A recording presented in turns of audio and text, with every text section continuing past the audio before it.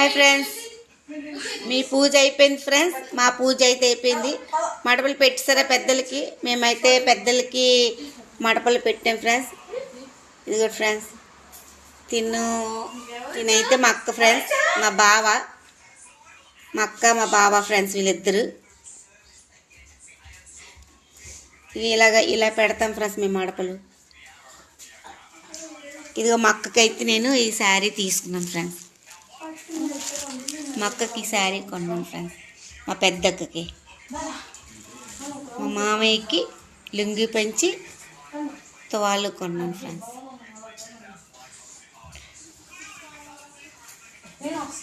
మా అక్క శారీ బాగుంది కదా ఫ్రెండ్స్.